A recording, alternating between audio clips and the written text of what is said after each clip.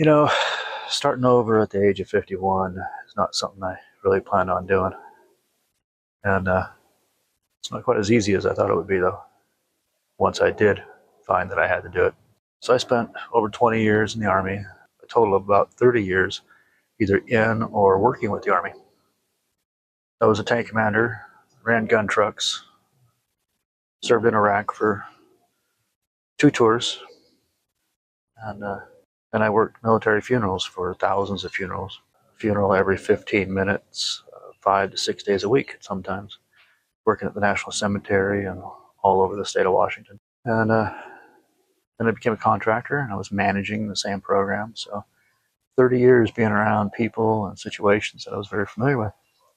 And then one day my contract changed. So my position had been eliminated and it happened almost overnight. So I was kind of in a panic.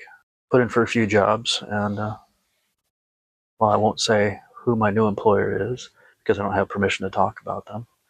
I will say that I was fortunate to find one that had a mission behind it that I felt was in line with a lot of my values and what I wanted to do with my life, which was help people.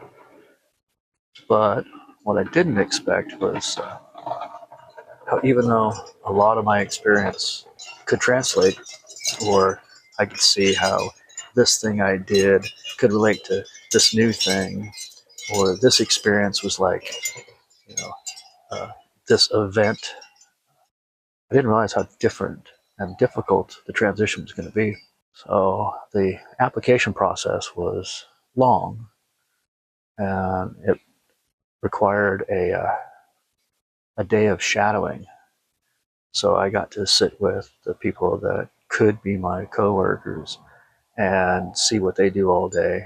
And it was kind of a chance for me to interview them and them to interview me too. And it was really cool. I saw what they were doing. I saw how capable they were. I saw how important the things that they were doing could be. So I wanted to be part of that team. And I was fortunate enough to get picked up. And I'm a few months in now. I've gone through a training academy to learn the policies and procedures and some of the laws and whatnot. And that wasn't the hard part.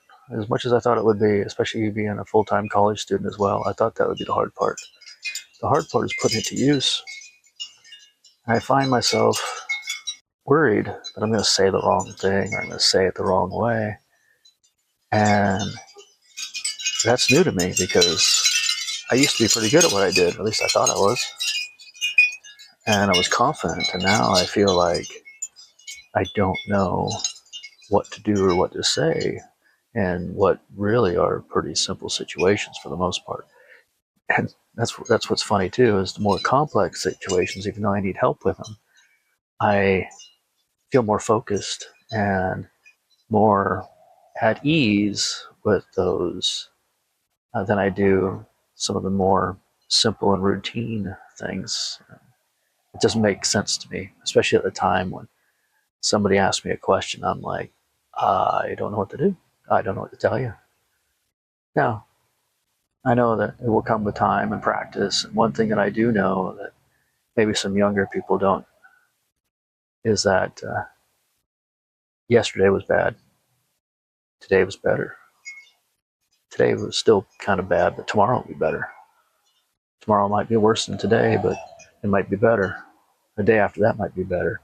Or it could be a little bit worse. But either way, showing up will help me build the reps to fix the uncertainty and to help with my maybe lack of confidence in certain things. Maybe one day I will talk about what I do so you might understand why I feel the way I do and why I feel it's important to be good at it. But for now, I just wanted to share my thoughts and let people out there that are making transitions that it's okay to not know what you're doing sometimes, especially when it's all brand new to you. Maybe I'm saying this to remind myself. I don't know. But transitioning to a new career field, even if you think it's related to what you've done in the past, is scary.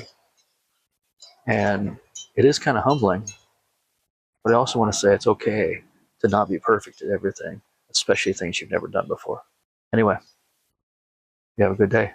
We'll see you next time.